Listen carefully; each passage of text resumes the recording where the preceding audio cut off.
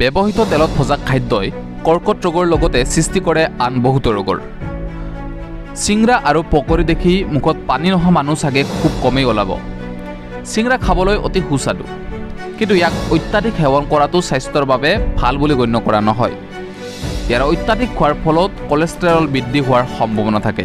যদি আপুনি ঘৰত বনোৱা চিংৰা নাইবা বাহিৰৰ পৰা কিনি অনা চিংৰা খাই আছে, তেন্তে নিশ্চিতভাৱে জনাটো উচিত যে ইয়াক একেটা তেলত ভজা হয় নে ব্যৱহৃত তেলত ভজা।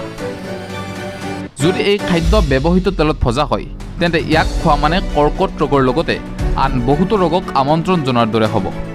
প্ৰায়ে দোকানবোৰত দেখা যায় যে এবাৰ ভজা তেল বহুবাৰ ব্যৱহাৰ কৰা হয়।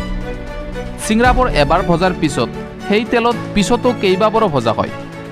যেতিয়া এবাৰ ব্যৱহৃত তেলত বাৰে বাৰে ভজা হয়, তেতিয়া ই মুক্ত ৰেডিকেল সৃষ্টি কৰে, যাৰ ফলত বহুত ৰোগ হয়। তেল বাৰে বাৰে গৰম কৰি থাকিলে ইয়াৰ গুণ শেষ হয় আৰু ইয়াত এণ্টি অক্সিডেণ্ট নাইকিয়া হৈ পৰে, যাৰ ফলত ইয়াত কৰ্কট ৰোগ সৃষ্টিকাৰী উপাদান উৎপন্ন হয়। সকলোৱে ভজা বস্তু খোৱা পৰিহাৰ কৰিব লাগে, কিয়নো ব্যৱহৃত তেলত বাৰে বাৰে ৰন্ধা খাদ্য বিষাক্ত পদাৰ্থৰ সমান। এই তেলে অতিৰিক্ত চৰ্বিৰ পৰিমাণ যথেষ্ট পৰিমাণে বৃদ্ধি কৰে। অতিৰিক্ত চৰ্বিক আটাইতকৈ বেয়া কলেষ্ট্ৰল বুলি গণ্য কৰা হয়, যি হৃদযন্ত্ৰ সম্পৰ্কীয় ৰোগৰ আশংকা যথেষ্ট পৰিমাণে বৃদ্ধি কৰে। যেতিয়া তেল বাৰে বাৰে গৰম কৰা হয়, ইয়াৰ উচ্চতা আৰু চৰ্বি ইমান বৃদ্ধি হয় যে ধমনীবোৰত অৱৰোধ সৃষ্টি হয় আৰু কলেষ্ট্ৰল বৃদ্ধি হয়। এনে পৰিস্থিতিত যেতিয়া এই তেল পুনৰ ব্যৱহাৰ কৰা হয়, ইয়াত থকা উপাদানবোৰ খাদ্যত লাগি থাকে আৰু স্বাস্থ্যৰ বাবে বিপদ হৈ পৰে, যাৰ ফলত এচিডিটি, হৃদৰোগৰ দৰে বহুতো ৰোগ হোৱাৰ সম্ভাৱনা থাকে। এবাৰ ব্যৱহৃত তেল পুনৰ ব্যৱহাৰ নকৰিব।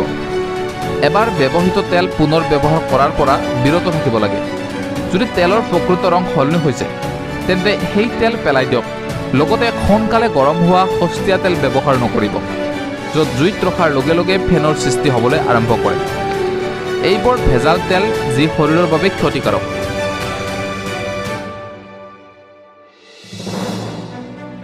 এই ভিডিঅ'টিৰ তথ্যখিনি বিভিন্ন উৎসৰ পৰা সংগ্ৰহিত আৰু প্ৰাথমিক জ্ঞান হিচাপে ভিডিঅ'টো আগবঢ়োৱা হৈছে।